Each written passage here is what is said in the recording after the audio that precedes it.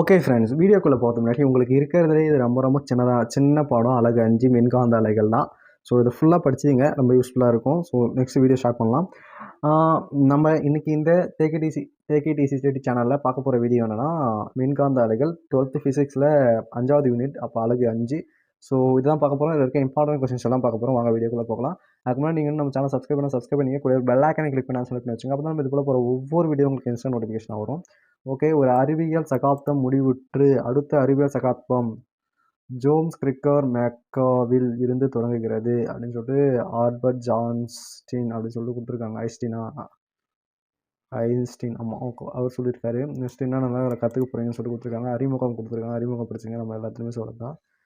So இடப்பெயர்ச்சி மின்னோட்டம் மற்றும் ஆம்பியர் சுற்று விதியின் மேக்ஸ்வெல் மேற்பொருத்த தத்துவம் ஒரு இம்பார்ட்டண்டான 5 மார்க் கொஷின். ஸோ இது பார்த்துங்க. தூண்டப்பட்ட காந்தப்புலம் அப்படின்னா என்னென்னு ஒரு 2 மார்க் கொஷின் கேட்பாங்க, அதுமாதிரி படிச்சிங்க.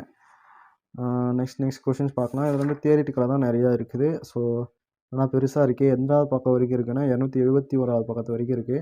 268 தொடங்கி 271வது பக்கம் வரைக்கும் இருக்குது. பட் தெரிஞ்சுங்க. நெக்ஸ்ட்டு இந்த இடப்பெயர்ச்சி மின்னோட்டம் இந்த குறிப்பு படிச்சிங்க. நெக்ஸ்ட்டு வந்து மேக்ஸ்வெல் சமன்பாடுகளின் தொகை நுண்கணித வடிவம். இதை வந்து இதுவுமே பார்த்துங்க, ஒரு 5 மார்க் கொஷின்ஸ். இதில் வந்து இந்த சம் சொல்ல மறந்துட்டேன். எடுத்துக்காட்டு 5.1 ஒரு இம்பார்ட்டண்டான சம் தான். ஸோ அதுமாரி பார்த்துக்குங்க. நெக்ஸ்ட்டு வந்து மின்காந்த அலைகள். ஓகே, மின்காந்த அலைகள் பார்த்திங்கன்னா, அலைகள்னால் என்ன அப்படின்னு சொல்லிட்டு இங்கே இருக்குது. அந்த ஒரு 4 லைன் இதை படிச்சுங்க. மின்காந்த அலைகளின் உருவாக்கம் மற்றும் பண்பு ஹெர்ட்ஸ் ஆய்வு. ஸோ அவர் என்ன ஆய்வு பண்ணார் அப்படின்றத பற்றி தெரிஞ்சுக்குங்க. நெக்ஸ்ட் வந்து உங்களுக்கு தெரியுமா அப்படின்னு சொல்லிட்டு பாக்ஸ் கொடுத்துருக்காங்க. பக்கம் 274 உங்களுக்கு தெரியுமா அப்படின்னு சொல்லிட்டு பாக்ஸ் கொடுத்துருக்காங்க, அது பார்த்துங்க.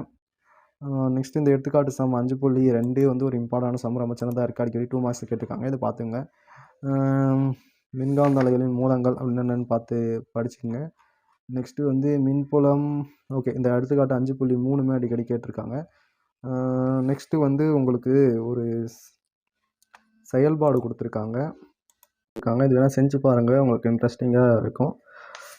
நெக்ஸ்ட்டு கொஷின் பார்த்தீங்கன்னா, எடுத்துக்காட்டு 5.4 ஒரு இம்பார்ட்டண்டான சம் பார்த்துக்குங்க. நெக்ஸ்ட்டு இது வந்து ரொம்ப ரொம்ப இம்பார்ட்டன்ட். நிறையா கொஷின் வரும்.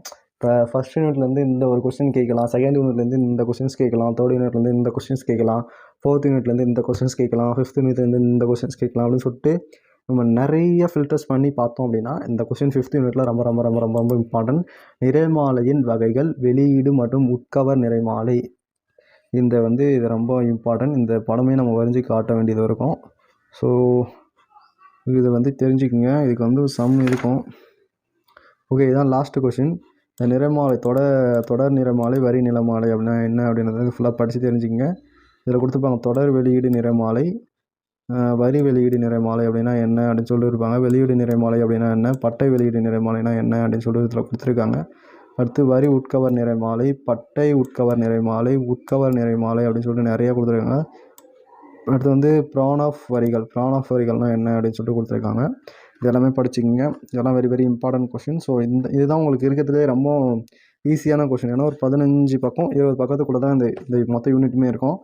ஃபஸ்ட் யூனிட்லாம் பார்த்தீங்கன்னா அந்த ஒரு யூனிட் மட்டுமே 80 பக்கம். ஸோ அதெல்லாம் கம்பேர் பண்ணும்போது இது ரொம்ப ஈஸியாக இருக்கும். இந்த பாடம் ஃபுல்லாக படிச்சுங்க. இந்த கொஷின் ரொம்ப ஆனால் இம்பார்ட்டண்டான கொஷின். 5.3 நிறைமாலையின் வகைகள் ஒரு இம்பார்ட்டண்டான கொஷின், அடிக்கடி வரும். Theoretical question. ஸோ அதனால் இது ஃபுல்லாக பார்த்துங்க. நெக்ஸ்ட்டு அவ்வளோதான். இதோட இந்த பாடம் முடியுது. பாடம் சுருக்கம் படிச்சிங்க. இந்த பாடம் ஃபுல்லாக என்ன இருக்குன்றதை ஈஸியாக கொடுத்துருப்பாங்க. கருத்து வரைபடம் வச்சு என்னன்றதை ஈஸியாக புரிஞ்சிக்கலாம். நெக்ஸ்ட் இந்த கொஷின்ஸ்லாம் உங்களுக்கு ஆன்சர் தெரியல அப்படின்னா கமெண்ட்ஸில் சொல்லுங்கள். என்ன கொஷின்ஸ் தெரியலையோ அதுக்கு நம்ம வீடியோஸ் போட்டுக்கலாம். ஓகே ஃப்ரெண்ட்ஸ், இதோட 5 யூனிட் முடிச்சிருக்கோம். ஸோ இதுக்கு முன்னாடி போட்ட வீடியோஸ்க்கான எல்லா லிங்க்ஸுமே உங்களுக்கு டிஸ்கிரிப்ஷனில் கிடச்சிரும். ஸோ அது இது பண்ணிங்க. இந்த கியூஆர் கோடுமே யூஸ் பண்ணி இன்னுமே உங்களுக்கு நிறைய விஷயங்கள் பார்க்கணும் அப்படின்னா அது இன்டர்நெட்டில் சர்ச் பண்ணி பார்த்துக்கலாம்.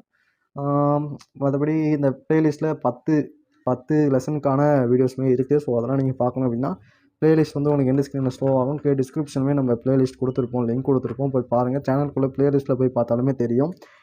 நான் 12th படிக்கிற காலங்களில் போட்ட வீடியோஸ்க்கு வந்து வாய்ஸ் ஓவர் நல்லா இல்லை அப்படின்னு சொல்லிட்டு நிறைய பேர் கமெண்ட் பண்ணனால தான் இந்த வீடியோஸ் திரும்ப எடுத்து பண்ணிகிட்டு இருக்கேன். நான் இப்போ காலேஜ் படிச்சுட்டு இருக்க டைமில். ஸோ உங்களுக்கு அது மேலே இதில் எதனாவது குறைகள் இருந்துச்சு அப்படின்னா நீங்கள் கமெண்ட்ஸில் சொல்லுங்கள். நெக்ஸ்ட் வர வீடியோஸில் அதெல்லாம் எப்படி நம்ம சரி பண்ணலான்னு பார்த்து சரி பண்ணி கொடுக்குறேன் உங்களுக்கு வீடியோ. வேறு என்ன டவுட்ஸ் இருந்துச்சுன்னா கமெண்ட் செக்ஷனில் சொல்லிடுங்க.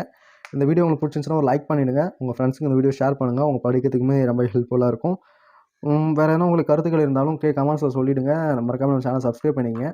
ஓகே ஃப்ரெண்ட்ஸ், அடுத்த நல்ல நியூஸ்க்கான வீடியோஸில் பார்க்கலாம். 10 யூனிட்டுக்கான வீடியோஸுமே நம்ம சேனலில் இருக்குது. போய் பாருங்கள், உங்களுக்கு ரொம்ப யூஸ்ஃபுல்லாக இருக்கும். அதுவும் எக்ஸாம்ஸ் வேறு வரப்போகுது. இந்த டைமில் உங்களுக்கு ரொம்ப ரொம்ப ரொம்ப யூஸ்ஃபுல்லாக இருக்கும். கண்டிப்பாக போய் பாருங்கள். நன்றி, டாடா, பாய். ஹாய் ஃப்ரெண்ட்ஸ், மேல்நிலை 2ஆம் ஆண்டு இயற்பியல் செய்முறை, அதாவது ப்ராக்டிக்கல் பற்றி அந்த வீடியோ ஃபுல்லாக பார்க்குறோம். இதுக்கு முன்னாடி நம்ம இந்த 12ஆம் வகுப்பு இயற்பியலில் இருக்க 11 பாடங்களுக்கான இம்பார்ட்டன்ஸ் கொஸ்டின்ஸ் வீடியோஸ் போட்டிருக்கோம். அதுக்கான பிளேலிஸ்ட் லிங்க்கு டிஸ்கிரிப்ஷனில் இருக்கும், செக் பண்ணி பாருங்கள். உங்களுக்கு இன்டிஸ்கிரமே பிளேலிஸ்ட் ஷோ ஆகும். ஸோ அதை பார்த்து தெரிஞ்சுங்க. இப்போ மேல்நிலை 2ஆம் ஆண்டு இயற்பியல் செயல்முறையை பார்க்கலாம். செயல்முறை அப்படின்னா என்னென்னா ப்ராக்டிக்கல், அதாவது நம்ம செஞ்சு காட்டணும். அதுதான் ரொம்ப முக்கியமான விஷயம். இதில் சோதனை பட்டியல்னு சொல்லிட்டு நமக்கு நிறையா கொடுத்துருக்காங்க, 10 கொடுத்துருக்காங்க. நம்ம ஒன்று ஒன்றா பார்க்கலாம். ஃபஸ்ட்டு வந்து மீட்டர் சமண சுற்றை பயன்படுத்தி கம்பி சுருள் செய்யப்பட்ட பெருளின் மின்தடை எண் கண்டறிதல். இது வந்து நம்ம செஞ்சு காட்டணும், அதான் ரொம்ப முக்கியமான விஷயம். அடுத்து வந்து அங்கே எக்ஸாம் மாதிரி எழுத சொல்லுவாங்க. அதை வந்து நோக்கம் எழுதணும். நோக்கம் வந்து மீட்டர் சமண சுற்றை பயன்படுத்தி கொடுக்கப்பட்டுள்ள கம்பி சுருள் செய்யப்பட்ட மின்தடையை கண்டுபிடித்தல். கண்டறிதல்னு இருக்கும் கொஸ்டினில், நம்ம கண்டுபிடித்தல் அப்படின்னு சொல்லி மாற்றி எழுதிக்கலாம். அடுத்து தேவையான கருவிகள் என்னென்ன தேவை, இந்த வாய்ப்பாடு, இந்த ஃபார்முலா கண்டிப்பாக எழுதணும். அந்த ஃபார்முலா ரொம்ப இம்பார்ட்டன்ட். அடுத்து இந்த படம் வரைஞ்சி காட்டணும். இந்த படத்தோட ஒரு சும்மா வரைஞ்சி காட்டால் போதும். செய்முறை என்னென்னலாம் செய்ய போகிறோம் அப்படின்றது இதில் கொடுத்துருக்காங்க, அதெல்லாம் நம்ம எழுதிக்கணும். இதெல்லாம் எழுதிட்டு காட்சி பதிவு அப்படின்னு சொல்லிட்டு இதில் கொஞ்சம் எழுதணும். இங்கே என்ன ரிசல்ட் வருதோ அந்த ரிசல்ட் இந்த டேஷில் எழுதணும். அடுத்து இந்த அட்டவணைலாம் போடணும், கால்குலேஷன் போடணும் இதுக்கெலாம். அடுத்து 2வது அட்டவணை இருக்குது, இதுக்கெலாம் கால்குலேஷன் போடணும். கணக்கீடு படிச்சுட்டு லாஸ்ட்டு என்ன முடிவு வருதோ அதை இந்த இடத்துல எழுதணும். நெக்ஸ்ட் 2வது இது டேன்ஷன் கால்வனாமீட்டரை பயன்படுத்தி புவி காந்தப்புலத்தின் கிடைத்தல கூறு கண்டறிதல். இதுலையுமே எதுவுமே நோக்கம், தேவையான கருவி, வாய்ப்பாடு இதெல்லாமே எழுதணும். எல்லாத்துலேயுமே ஃபார்முலா ரொம்ப முக்கியம். அடுத்து விளக்கப்படம், இது நம்ம வரைஞ்சி காட்டணும். செய்முறை என்னென்ன செய்ய போகிறோம் அப்படின்னு பண்ணுறது. காட்சி பதிவு, இந்த அட்டவணையை ஃபில் பண்ணணும். இதுக்கு வந்து ஒரு ஃபார்முலா இருக்கும், இந்த அட்டவணை எப்படி ஃபில் பண்ணுறது அப்படின்றது. உங்களுக்கு உங்கள் ஸ்கூலே சொல்லித் தருவாங்க. சொல்லித்தரல அப்படின்னா கமெண்ட்ஸில் சொல்லுங்கள், நானே அதை எப்படின்னு சொல்கிறேன். அடுத்து மின்னியக்குமானியை பயன்படுத்தி கொடுக்கப்பட்டுள்ள மின்கலையின் மின்னியக்கு விசையை ஒப்பிடுதல். இதுக்குமே நோக்கம் எழுதணும். தேவையான கருவிகள் என்னென்ன கருவிதான் தேவைப்படும் அப்படின்னு. வாய்ப்பாடு இது ரொம்ப முக்கியமானது, இது எழுதணும். படம் வரையணும். செய்முறை இதேமாரி இருக்கும். அடுத்து இந்த அட்டவணைக்கு போடணும். முடிவு வந்து எழுதணும். ஓகேவா? நெக்ஸ்ட்டு 4th முப்பட்டக பொருளின் ஒளி விலகல் எண் கண்டறிதல். இதுவுமே நம்ம எல்லாமே எழுதணும். நோக்கம், தேவையான கருவி, வாய்ப்பாடு,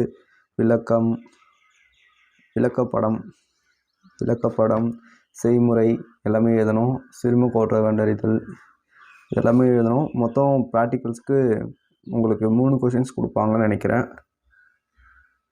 3 கொஷின் இல்லை 2 கொஷின் கொடுத்துட்டு எதனா ஒன்று எழுதுகிற மாதிரி சொல்லுவாங்க. நீங்கள் எல்லாமே படிச்சுட்டு போகணும். அடுத்து 5, 6, ஸோ எல்லாத்துலேயுமே அதே தான். திரும்ப சொல்லிட்டு இருந்தால் டைம் தான் ஆகும். ஸோ அதனால் நான் ஈஸியாக முடிச்சுக்கிறேன். மொத்தம் 10 இருக்கும். 10க்குமே நீங்கள் என்னென்ன எழுதணும் அப்படின்றத தான் ப்ராக்டிக்கல்லாம் வந்து உங்களை லேபுக்கு இட்டுட்டு போயிட்டு இதெல்லாம் என்னென்ன இருக்கோ இந்த ஸ்டெப்ஸ்லாம் அது அப்படிலாம் உங்களை செய்ய சொல்லுவாங்க. ஸோ உங்கள் ஸ்கூலில் இந்த லேப்லாம் இட்டு போய் செய்ய சொல்கிறாங்களா இல்லையா அப்படின்றத கமெண்ட் பண்ணுங்கள், நான் தெரிஞ்சுக்கிறேன். நெக்ஸ்ட்டு வந்து இதில் இம்பார்ட்டன்ஸ் கொஷின்ஸ் பற்றி உங்களுக்கு தெரியணும். இல்லை இது என்னால் ஃபுல்லாக படிக்க முடியாது, கொஞ்சம் தான் படிக்க முடியும் அப்படின்னா என்னென்ன படிக்கலாம் அப்படின்னு சொல்லிட்டு உங்களுக்கு தெரியணும் அப்படின்னா அதையும் கமெண்ட்ஸில் சொல்லுங்கள், நான் அதுக்குமே உங்களுக்கு டிப்ஸ் கொடுக்குறேன். ஸோ ஓகே ஃப்ரெண்ட்ஸ், அடுத்த நான் வீடியோ பார்க்கலாம். நம்ம 11 லெசனுக்கான இம்பார்ட்டன்ஸ் கொஷின்ஸ் போட்டிருக்கோம். அந்த 11th வீடியோ நீங்கள் பார்த்தீங்க அப்படின்னா உங்களுக்கு ஒரு கிளியர் கட்டான ஐடியா கிடைக்கும். ஸோ இதெல்லாம் நம்ம படிக்கலாம் அப்படின்னு சொல்லிட்டு. ஸோ கண்டிப்பாக பார்த்துருங்க. அடுத்த ஒரு நல்ல வீடியோவில் பார்க்கலாம். டாடா, பாய். நம்ம சேனல் சப்ஸ்கிரைப் பண்ணிங்க, கூட ஒரு பெல் ஐக்கானை கிளிக் பண்ண சொல்லி வச்சுங்க. அப்போ தான் இது போல் போகிற ஒவ்வொரு வீடியோ உங்களுக்கு இன்ஸ்டன்ட் நோட்டிஃபிகேஷனாக வரும்.